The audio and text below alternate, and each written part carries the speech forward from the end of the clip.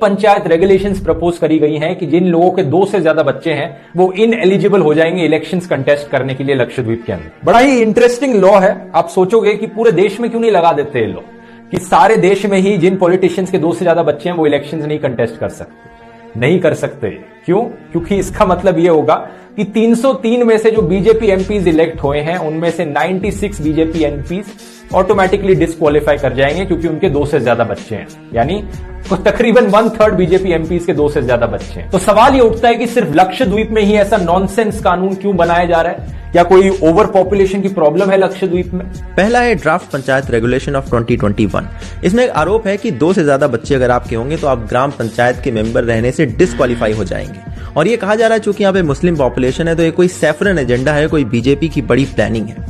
तो आखिर मैंने इस रेगुलेशन को पढ़ा। पेज नंबर 9 पर अगर आप जाएंगे तो आपको तमाम सारे डिस्क्वालिफिकेशन के क्राइटेरिया मिलेंगे, जिसमें से एक है कि 2 बच्चों से ज्यादा होने पर आप डिस्क्वालीफाई हो जाएंगे। मगर इसके आगे जो 2 पैराग्राफ लिखे हैं वो बहुत इंपॉर्टेंट है और इसे कोई हाईलाइट नहीं कर रहा है। पहला है कि ये रेगुलेशन जब भी कभी लागू होगा उसके पहले अगर आपके 2 से ज्यादा बच्चे हैं तो आप डिस्क्वालीफाई नहीं होंगे, आप अभी भी ग्राम पंचायत का पार्ट रहेंगे। लेकिन हाँ, आप बशर्ते और बच्चे अब पैदा ना करें। दूसरी कंडीशन है कि ये रेगुलेशन लागू होने के 1 साल के अंदर अंदर अगर आपके 2 से ज्यादा बच्चे हो जाते हैं, मान लो आप प्रेग्नेंट हैं और बच्चे हो गए, तब भी आप डिस्क्वालीफाई नहीं होंगे। ये दोनों कंडीशन बहुत जरूरी है एक्सप्लेन करना जब भी आप 2 बच्चों के रेगुलेशन की बात करें, क्योंकि इसके बिना फिर पूरा सेंस बदल जाता है। इसके बाद भी लोग कह सकते हैं कि 2 बच्चों वाली बात कहां से आ रही है, लक्षद्वीप में तो इतनी पॉपुलेशन नहीं है। कुछ लोग तो क्लेम भी करते हैं कि पूरे देश में ऐसा कहीं कोई कानून नहीं है। तो इसके लिए मैंने कुछ पंचायती राज के रेगुलेशन पढ़े। राजस्थान, हरियाणा, तेलंगाना, महाराष्ट्र, इन सब में ये 2 बच्चों वाली बात कॉमन थी। अगर आप और पढ़ना चाहें तो पंचायती राज की पूरी वेबसाइट आप पढ़ सकते हैं, सारे आपको मिल जाएंगे। मोस्टली 1990s में लिखे गए थे। अगर आप अपना काम थोड़ा आसान करना चाहें तो इंडियन एक्सप्रेस का ये आर्टिकल पढ़ लें। यहाँ पे तो ये भी लिखा है कि कई स्टेट सरकारी जॉब नहीं देते हैं 2 से ज्यादा बच्चे होने पर, है ना। और इसके अलावा भी अगर आप डॉक्यूमेंट मैच करें तो लक्षद्वीप और महाराष्ट्र बिल्कुल ऐसा लगता है फोटोकॉपी है क्योंकि मोस्टली होता यही है, किसी स्टेट में अगर नया रेगुलेशन आता है तो वो दूसरे स्टेट्स का ही कॉपी करते हैं, वहीं से इंस्पिरेशन लेते हैं।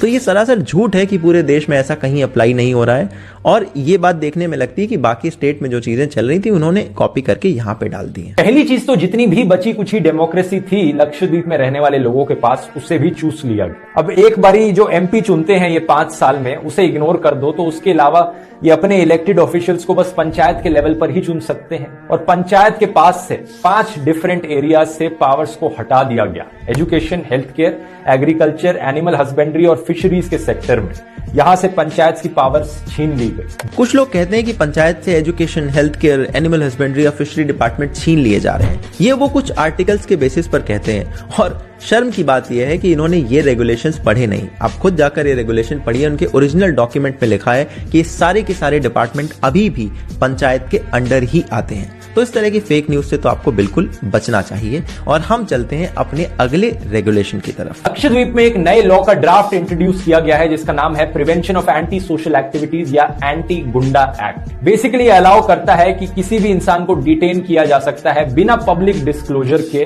For up to 1 year. अब क्या सेंस बना इसके पीछे? कुछ लोग कहेंगे बड़ा क्राइम रेट बढ़ने लग रहा है लक्षद्वीप में, क्राइम की प्रॉब्लम बहुत ज्यादा होगी, इसलिए ये एक्ट्स इंट्रोड्यूस किए जा रहे हैं। इसी तरह की जस्टिफिकेशन देते हैं ना ये अंधे लोग जो होते हैं, जो हर चीज को सपोर्ट करते हैं। अब मैं इसका भी डेटा आपको दिखाता हूं। पूरे देश में लक्षद्वीप का क्राइम रेट लोएस्ट है। तो भाई किसके लिए इंट्रोड्यूस किया गया है ये? सवाल ये कि पासा अचानक से क्या है और ये कहां से आ गया लक्षद्वीप में? तो आपको पता चलेगा कि पुडुचेरी में 2008 में, गुजरात में 1985 में, महाराष्ट्र में 1981 में और राजस्थान में 2006 में इस तरह के सेम एक्ट यहां पर लगाए गए थे। और इस समय इंटरेस्टिंगली कांग्रेस पुडुचेरी में पासा का विरोध कर रही है, मगर कई स्टेट्स में कांग्रेस ही इस तरह के कानून लाई थी और 2 स्टेट्स में तो अभी भी रूल कर रही है जहां पर ये कानून एग्जिस्टिंग है। अच्छा, ये भी कहते हैं कि लक्षद्वीप में क्राइम रेट तो 0 है, फिर इसकी क्या जरूरत है? बट इस बात की पोल तो तमाम लोग खोल चुके हैं। 2018 में एक संस्था ने बताया था कि चाइल्ड ट्रैफिकिंग के मामले लक्षद्वीप में रिपोर्ट नहीं हो रहे हैं, इसलिए पेपर पे क्राइम कम है, असलियत में ज्यादा है। 2019 में यहाँ पर ISIS के कुछ टेरर मॉड्यूल्स की एक्टिविटी देखी गई थी, जिसके लिए यहाँ पर विजिलेंस को बढ़ाया गया था। इसी तरह के मॉड्यूल्स की एक्टिविटी केरला में भी देखी जाती है और चूंकि केरल और लक्षद्वीप के बीच में सीधा कनेक्शन है, इसलिए लक्षद्वीप पर और ज्यादा ध्यान देने की जरूरत सरकार को महसूस होती है। और इसी इसी साल 2021 में लक्षद्वीप के कोस्टल गार्ड्स ने AK-47 और 300 किलोग्राम हेरोइन वहां पर बरामद करी है। तो ये कहना कि यहाँ पे क्राइम नहीं है, ये शायद गलत होगा। Islamists claim Lakshadweep Islands are crime free or the crime rate is very less, and they think we are idiots sitting with cauliflower in our ears to get convinced by it. There is a significant amount of crime happening at Lakshadweep. Here's the fact: illegal berthing of foreign vessels at Lakshadweep. The Customs Department has sent reports to central government alerting about vessels suspiciously anchoring there close to Lakshadweep, which often go unnoticed by police. Whether they contain bombs, acid packets, or ammunition, or drugs, or black money, gold, diamonds, nobody knows. Isn't this a security concern? It's a serious security concern. Hence, Praful Patel tightens the law. Bigots come on street protesting against it, doesn't matter. Praful Patel ji tightens the law. Most disgraceful fact here is the number of crimes doesn't appear in the records. Nobody reported it. Crime not being reported is not an indication that there is no crime. Low IQ idiots, whom are you trying to brainwash here? NTV reports in 2019, Lakshadweep reviews security or reports of movement of ISIS terrorists. We already know about the Sri Lankan terror attack on 21st April 2019, where 8 blasts happened in and around the Colombo, claiming over 250 lives. The Islamic State had claimed responsibility for the attack. The intelligence report said that these terrorists set to Lakshadweep Islands after that. नई Lakshadweep development authority create करी गई। ऐसा कहा जाता है कि इससे बड़े बड़े कॉर्पोरेट्स को लक्षद्वीप की जमीन बेच देना बहुत आसान हो जाएगा और वहां की जो नेचुरल बायोडाइवर्सिटी है और इकोसिस्टम है उस पर एक बहुत बड़ा खतरा पहुंचेगा। अगला और आखिरी रेगुलेशन है लक्षद्वीप डेवलपमेंट अथॉरिटी 2021।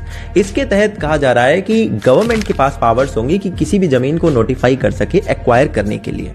यहाँ का एडमिनिस्ट्रेशन कहता है कि हमने एक एक्ट को यूज करा है इसे ड्राफ्ट करने के लिए और उस एक्ट को 2013 में पास करा गया था।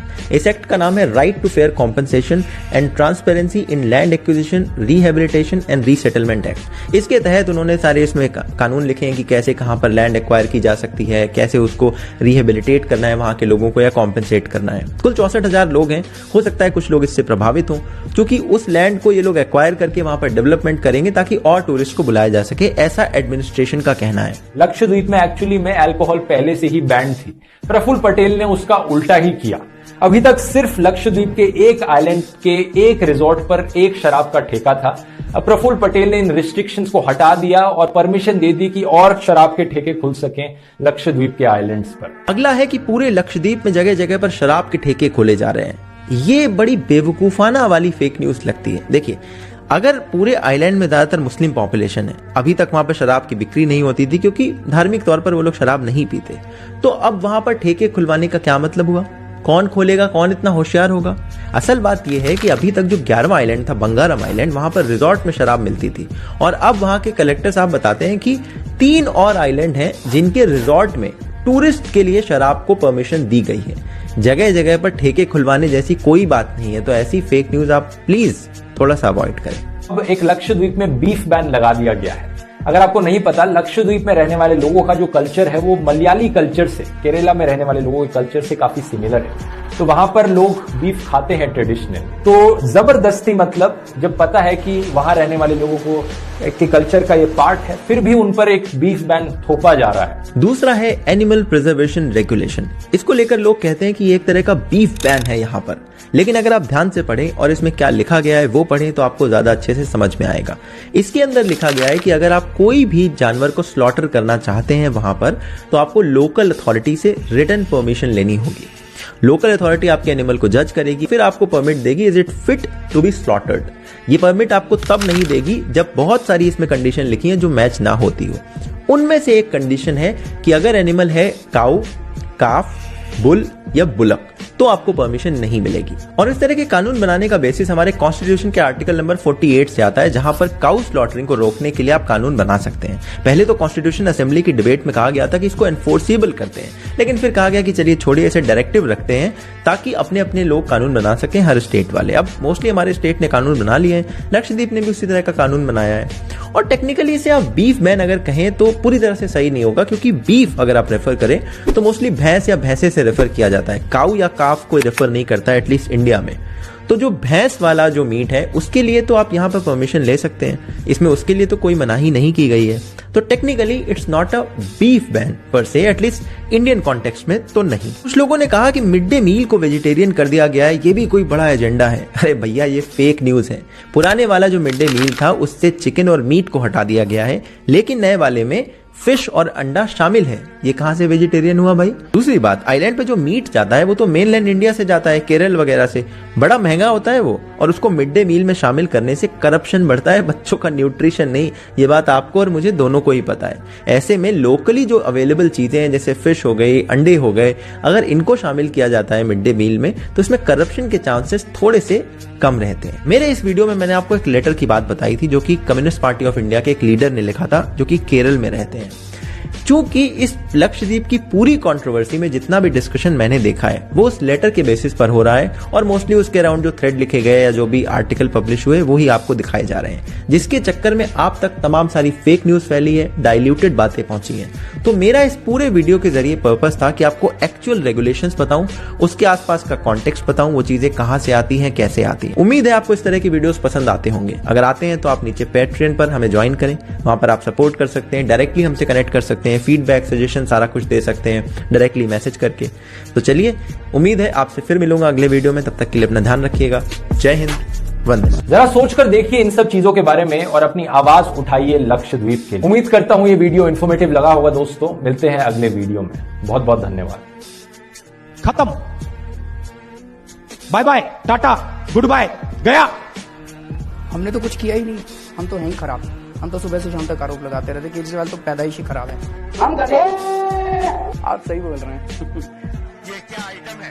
ये क्या आइटम है? इस क्लिप को आप अपने 10 दोस्तों को जरूर दिखाइए। ये क्लिप आप सबको दिखाइए और सबको बताइए कि अब